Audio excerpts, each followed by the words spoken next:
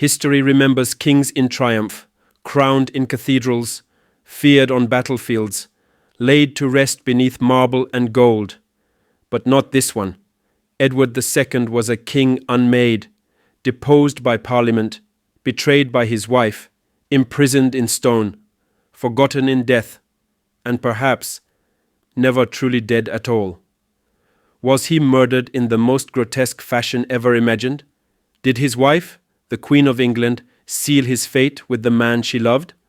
Or did the king escape, slipping into the shadows of Europe while a lie was buried in his place? This is the story of a monarch like no other, not a warrior, but a dreamer, not a conqueror, but a companion, a man too soft for his crown, too trusting for his throne, and yet a man whose fall would shake the very foundations of medieval England. This is not just the tale of Edward II's final days. It is a descent into betrayal, brutality, and the birth of something darker, an age where the crown could be broken by Parliament, and a king could vanish without a trace.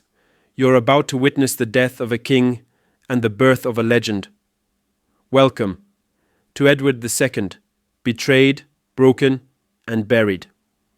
Before we begin, take a moment to like this video, subscribe to the channel, and share your thoughts in the comments. Your support helps us uncover and tell the most compelling stories from history. Now, let's begin. The story begins not in tragedy, but in triumph. April 25th, 1284. In a stone fortress overlooking the cold waves of the Menai Strait, a boy was born to the most powerful man in the British Isles. He would be named Edward, after his father, Edward Longshanks. But the people would come to know him by a darker name, Edward of Caernarfon, the unworthy son, the fallen king. But no one could have foreseen that, not yet. He was the fourth son of the king. But the deaths of his elder brothers left him heir to one of the most aggressive and unrelenting monarchs in English history. Edward I, the conqueror of Wales, the scourge of Scotland, a king so committed to dominance that he had his enemies' corpses displayed in public squares. The boy, Edward II, was raised not to feel, but to rule, to carry swords, not lyres, to break rebellions, not tend gardens, but from the start he was different. He preferred rowing boats to sword drills, herding cattle over hawking. He walked barefoot through fields. He played with common labourers. And behind the stone-faced walls of court, the whispers began, "He is not like his father." The court watched, the nobles observed, and his father grew uneasy. By his teens, Edward had developed an especially close bond with Piers Gaveston, a knight from Gascony. Some called it friendship, others called it infatuation. His father, Edward I, called it a danger. In 1306, after repeated warnings and witnessing no change, Edward I ordered Gaveston to be banished from the kingdom, hoping to break the bond before it broke the realm. This was not an execution. Gaveston was simply exiled to France. But the next year, Edward I died. And the moment the crown passed to Edward II, Gaveston returned, not in shame, but in glory. He was given titles, lands, and power. The court gasped, the barons fumed, and the seeds of civil war were planted. No name is more entwined with Edward II's rise and ruin than that of Piers Gaveston. To some, he was a brilliant, cultured knight, the embodiment of chivalry and charm.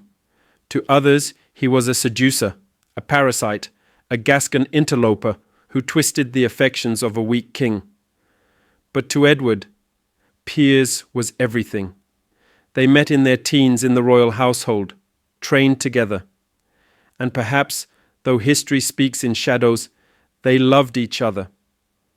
When Edward ascended to the throne in 1307, his first royal act was not to call a council, but to recall Gaveston from exile. Not just recall him. He made him Earl of Cornwall, a title reserved for the royal family. To the nobles, it was an insult. To the barons, a declaration of war. And Gaveston didn't help his case. He mocked them with nicknames, calling the Earl of Warwick the Black Dog, and sneering at their pride. He dressed in silks while others wore steel. He danced at tournaments where others discussed battle plans. The court, once a place of order, became a theatre of resentment. By 1311, the barons forced Edward to sign the Ordinances, a document that curtailed royal power and banished Gaveston once more. But Edward was not done. He brought Gaveston back again. That time, the lords acted without mercy. In 1312, Gaveston was captured, dragged from sanctuary, and executed by sword under cover of night. His body was left abandoned in the fields. Edward was devastated. He delayed his burial for months, unable to let him go. He wept openly. He wore mourning black. He turned cold to everyone else. From that moment on, the king who ruled England was not grieving. He was seething. He would trust no one but his favorites, and he would never forgive the lords. After Gaveston's death, Edward was a changed man. What had once been the impulsiveness of youth hardened into resentment. His father had ruled with fear. Edward would rule with favoritism. And into that vacuum stepped a new figure, not flamboyant like Gaveston, but far more dangerous, Hugh Despenser the Younger. Unlike Gaveston, the Despensers weren't content with affection. They wanted power, wealth, vengeance, and Edward let them have it all. In 1320, Hugh Despenser and his father became the king's new confidants, arrogant, calculating, and utterly ruthless. They used their position to seize lands, imprison nobles, and punish those who had supported Gaveston's death. The Despensers targeted the Marcher lords of Wales, men like Roger Mortimer. Entire families were displaced, properties confiscated, blood feuds awakened. The court was no longer a palace, it was a powder keg. The barons, led by Thomas of Lancaster, Edward's own cousin, rose in rebellion in 1321. Civil war swept across the land. But Edward struck back with unexpected ferocity. He captured Lancaster and had him executed like a common criminal, publicly, on a hill outside Pontefract. It was an unthinkable act, a king putting royal blood to death. It shocked the nobility. It shocked the church. But Edward for a moment felt invincible. By 1322, the Despensers were untouchable. They controlled trade, royal finances, Parliament, even the clergy. England became a monarchy in name, but a Despenser dictatorship in practice. The cost? Fear, hatred, and total isolation. The nobility despised the Despensers. The people suffered under war, famine, and punitive taxes. And Isabella, the queen, was stripped of her lands, her income, her influence. The once graceful lady of the court had been pushed into the shadows. She was mocked, marginalized, humiliated, but Edward failed to see the danger. For while he believed the throne had been secured, he had just created his most dangerous enemy. The court was quiet, but the storm was about to return. She was the daughter of a king, born in the palaces of Paris, raised amid the rituals of diplomacy and the art of political survival. Isabella of France, sister to Charles IV, wife to Edward II, Queen of England, and perhaps the most dangerous woman of the 14th century. When Isabella married Edward in 1308, she was 12. She was expected to bring peace between England and France. What she found instead was neglect. From the moment she entered Edward's court, she competed for her husband's attention, first with Gaveston, then cruelly and publicly with Hugh Despenser. The Despensers did more than sideline Isabella. They seized her dower lands, stripping away her income. They removed her household allies. They even intercepted her correspondence. Isabella was a queen in name only, a figurehead, a woman watched and silenced. But Isabella was no innocent court lady. She had been trained to survive among the vipers of Capetian France. She knew when to wait and when to strike. In 1325, she saw her chance. Edward sent her to France to negotiate with her brother over the disputed Duchy of Gascony. There, In the glittering halls of Paris, she refused to return. Instead, she sent back a message to Edward. I shall not return until the Despensers are removed from your side. Then came the final fateful move. At the French court, Isabella met a man who shared her rage. Roger Mortimer recently escaped from the Tower of London. Their bond was electric. Some say it was love, others say it was survival. What is certain is this: together they began to plan a war. While Edward and the Despensers ruled England with tyranny, Isabella raised money, forged alliances, and even arranged the betrothal of her son, Edward, Prince of Wales, to a French princess. It was more than diplomacy, it was recruitment. In September 1326, Isabella and Mortimer set sail with just a few ships and a handful of troops. But what they brought with them wasn't an army. It was vengeance. The Queen had returned, not in chains, but with fire in her heart. On September 24th, 1326, Isabella of France and Roger Mortimer landed on the shores of England. They brought with them fewer than 1,000 soldiers, but they didn't need an army. They had something far more powerful: outrage. For nearly a decade, the Despensers had ruled England with an iron fist. Nobles had been ruined, land stolen, families exiled. The people were starving, the church uneasy, the barons ready for revenge. Within days of Isabella's landing, the tide turned. Noble after noble joined her cause. Cities opened their gates, reinforcements poured in. Edward II was stunned. He and Hugh Despenser the Younger fled westward, hoping to regroup in Wales. But wherever they turned, doors slammed shut. Their allies vanished. Their gold ran dry. As Isabella advanced, she sent a single chilling command to her husband: abandon the Despensers, and you may yet live. Edward refused. It was loyalty, or stubbornness, or both, but it sealed his fate. On October 27th, Hugh Despenser the Elder, Edward's staunchest supporter, was captured and publicly executed. Then, on November 24th, Hugh Despenser the Younger was taken. His fate? Legendary in its brutality. He was dragged through the streets of Hereford, hanged until half dead, disemboweled alive, and his body cut into quarters. His head was sent to London. Isabella watched it all, in silence. And Edward?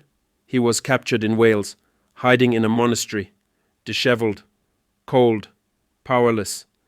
He was no longer king in anything but name, stripped of his royal seal, escorted in chains, dragged from palace to prison. On January 13th, 1327, Parliament was summoned. The throne was declared vacant. The deposition of Edward II was not just personal, it was political revolution. No English monarch had ever been legally removed from the throne. There had been rebellions, murders, power struggles, but never a formal deposition. Parliament was walking on sacred ground. For centuries, kings were seen as anointed by God. To question the king was to challenge the divine. To dethrone him was heresy. But in January 1327, under the careful orchestration of Isabella and Mortimer, England's most powerful lords, bishops and commons gathered in Westminster. They were presented not with a trial, but with a decision. The case against Edward was damning. He had lost Scotland, allowed famine and disorder, raised unworthy favourites, abandoned his people, disrespected his queen, destroyed the nobility. Yet still, the weight of deposing a king was heavy. Many resisted. Some bishops demanded he abdicate by his own hand, lest they offend heaven itself. So a delegation was sent to Kenilworth Castle, where Edward was being held. There, trembling and broken, he was shown the declaration. His crown would be given to his son, and after hours of anguish, Edward did something no king had done before. He agreed. I greatly lament that I governed so poorly and foolishly, he reportedly said, but I am glad to give up the crown to my son, and may God grant him a better rule. It was not resistance, it was surrender. a broken man accepting the inevitable. On January 25th, Edward III was crowned in a somber ceremony. The child king wore the crown of England, but behind him two shadows loomed: Isabella, the queen who had unmade her husband, and Mortimer, the fugitive who now ruled from the throne's edge. Outside Westminster Abbey the bells rang. Inside there was triumph, but also fear, for the precedent had been set. If a king could be legally overthrown, what king was ever safe again? A crown had been passed, but not with honor, with force. After his abdication, Edward was no longer referred to as king. He was simply Edward of Caernarfon, stripped of title, of freedom, and most cruelly, of relevance. In the early spring of 1327, he was transferred from Kenilworth to Berkeley Castle in Gloucestershire. A fortress of stone and silence. Here, among cold walls and narrow passageways, he would live, if one could call it that. Edward was not given the dignity of house arrest or the comfort of royal quarters. He was held under the joint custody of Thomas de Berkeley, his former son-in-law, and John Maltravers, a man loyal to Isabella and Mortimer. Both were instructed in no uncertain terms: ensure the prisoner cannot escape, make no public display, prevent any rescue attempt, and above all, let no word of his condition leave the castle walls. One chronicler wrote, "He was kept in such a manner that no man might know whether he were alive or dead." The room Edward was confined to was likely damp, unheated, and dark. The castle itself had a moat and walls built not for decoration, but for defense and torture. What passed through Edward's mind in those final months? Did he think of his childhood at Caernarfon, of Gaveston's smile, of his young son, now king? Or did he feel only the betrayal? He had once worn a crown. Now he was watched by guards, deprived of sleep and, according to some reports, given food laced with rot and neglect. It wasn't just imprisonment, it was a slow erasure, a living death. And all the while, whispers grew louder. In the countryside, rumors spread of plots to free him. Secret letters circulated. Supporters of the former king, still loyal, were said to be gathering in the Welsh marches. To Isabella and Mortimer, it was unacceptable. Edward could not live, not as a martyr, not as a symbol, not as a threat. And so, a darker command was issued, one that would echo through the centuries. On the night of September 21st, 1327, a terrible silence fell over Berkeley Castle. Inside its fortified walls, guards were posted. Doors were bolted. No official records were kept. No clergy called. But in the morning, a message was sent. Edward of Caernarfon was dead. The official word? Natural causes. But no one believed it. The realm was ready to believe something darker, and they were not disappointed. Within days, rumors spread like wildfire. The most infamous account came from chronicler Geoffrey Le Baker, written a few decades later. He claimed that Edward had been murdered in secret by red-hot iron, held down, a funnel inserted into his rectum, and a burning poker thrust into his body, leaving no mark on the outside, but destroying him from within. A horrific end, a punishment meant not just to kill, but to humiliate, and to erase the king from memory. But even this story leaves us with more questions than answers. There were no eyewitnesses. There was no autopsy. The body was never displayed. Some historians believe the red-hot poker tale was fabricated, a political smear meant to paint Edward's death as divine retribution for his unnatural affections. Others suggest he was smothered with a pillow, or poisoned slowly, or left to die from neglect. But then another story emerged, one that turned history on its head. In 1330, just 3 years after Edward's reported death, a strange letter surfaced in Italy.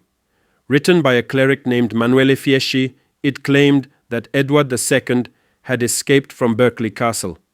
that a body double had been murdered in his place, that Edward fled to Ireland, then to France, and finally to a remote hermitage in Italy where he lived out his days in peace. The letter described conversations, details of the court, and movements only Edward could have known. Some believe the letter was a hoax, but others are not so sure. If the letter is true, if Edward survived, then whose bones lie beneath Gloucester Abbey? And what did Edward III know? Had he quietly allowed his father to live in exile, or did he bury the truth along with the crown? Edward II had disappeared, but the mystery had only just begun. In December 1327, 3 months after his reported death, Edward of Caernarvon was laid to rest in St. Peter's Abbey in Gloucester, now Gloucester Cathedral. The funeral was unexpectedly lavish. The tomb, grand, carved of Purbeck marble, displayed a regal effigy, Edward in royal robes, hands clasped in prayer, sword at his side. It did not look like a disgraced prisoner. It looked like a king. Who ordered this? It wasn't Isabella. It wasn't Mortimer. It was his son, Edward III, just 15 years old.